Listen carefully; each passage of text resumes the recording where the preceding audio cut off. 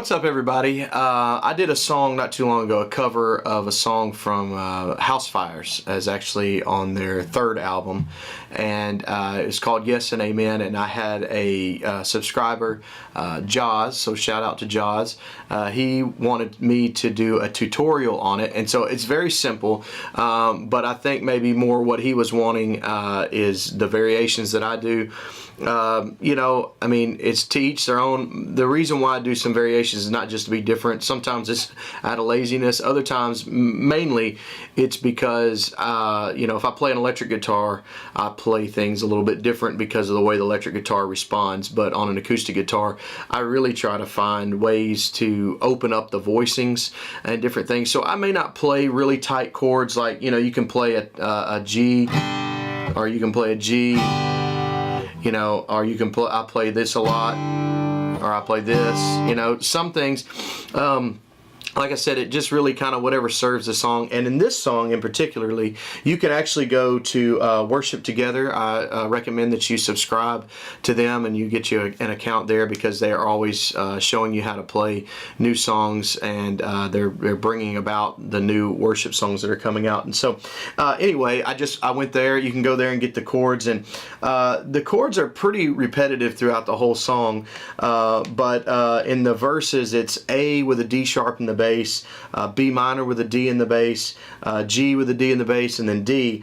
And that's pretty much what they're doing. And to give some variation between the verse and the chorus, I've kind of played these things a little different. Now, one of the chords that you're going to notice is going to be really different is the B minor. This is a traditional B minor. And nothing wrong with it. It's cool. But to me, a lot of times on an acoustic guitar, it gives it a real tight sound, and so I'll play a B minor like this a lot of times. I'm not, you know, and guys that understand music theory and things, I know just enough to get me in trouble, but guys who know music theory, they're going to say, well, that's not a B minor. Well, I don't really know what you call it, but I play that a lot. And so anyway, you want to make sure that you don't really hit that E string. You just kind of, and you don't really ring out on the other E string. You just kind of want to keep it, well, leave that one on too. Just those three. You know, so you're gonna have your pointer finger in the 2nd fret in the 5th string here, and then you're gonna have your middle finger on the 2nd fret on the G string here, and then you're gonna have your ring finger in the 3rd fret on the B string. So I play a B minor there. Now in the choruses, I'm gonna play this. Now this is just something that I've been doing. I really don't know what you call it. So it is what I'm replacing the B minor with the D in the bass with. And so basically, a lot of times I will play an F sharp minor like that also. It just sounds a little bit cooler, a little bit more open to me. And basically, it's an A2 with an F sharp in the bass. I mean, I guess if you want to technically call it. And I'll slide that all the way down to that B right there. And so that's what I'm doing a lot especially in the video, and that's what I do a lot on songs too. It just gives it some variation, and I'll do some finger picking with that, or just, you know, just some light, you know, a little finger picking with a stroke,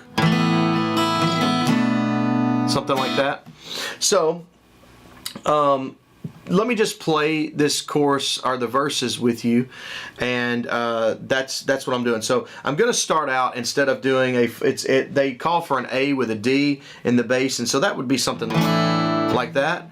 But I'm just doing an A2, and so that right there, and then I'm coming to that B minor here, and then I'm doing like a G2. So it's just basically just hitting the G in the bass, and then I'm just hitting that B string there, and that's it. And that's pretty much, and then you drop down to the D.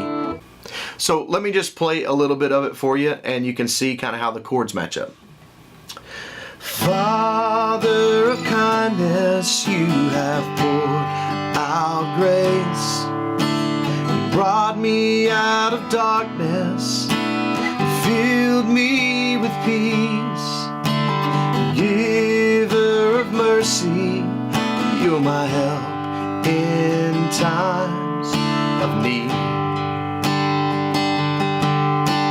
And I can't help but sing. Okay, so there was some little chord variations. So we started off with the A and the B minor and the G and the D a couple of times, but then when it got down to Giver of Mercy, you're my help in time of need, it goes back to that. I'll go, you're my help in time, back to that G with that G2 that I'm playing, and it stays right there. Now, Lord, I can't help. Now I am playing, and all of the chords you're supposed to be, and the way they say it is you're supposed to be playing A with a D. That's kind of that A with a D. Basically, you're playing a D here, and you take your middle finger and you just raise it up, and you put it on that A note right there. Okay. Just kind of let that ring out. So I do play that specifically there. So you're my help in times of need. Lord, I can't help but sing. Resolve back on the D. And now you're going to go back into the chorus, and it is what we were playing. But to give it that variation, I don't want to play these chords like that. I want to play it more like this. I want to play it more open. Faithful you are, faithful forever you will. See how I'm staying right here? I'm not doing all this. Not doing all this sliding. So I'm staying. I'm actually going back and playing that A with D in the bass, just like you're supposed to in the verses. So I just do what works for me, what works for my voice. So just a little bit of variation for it there. Faithful, and that keeps me right here, and it keeps the chorus sounding just nice and open, and rings out a lot of the same notes. So it brings in some continuity to it. So that's just my own style. Just that right there. And I showed you that B minor a little while ago. That B minor.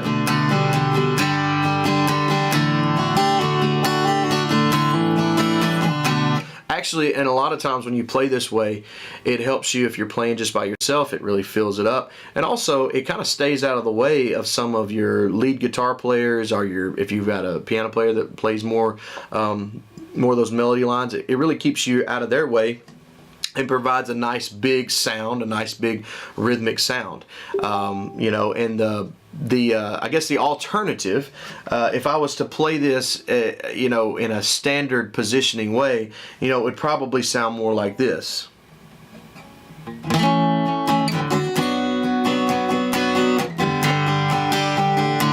See how kind of clamped up that's.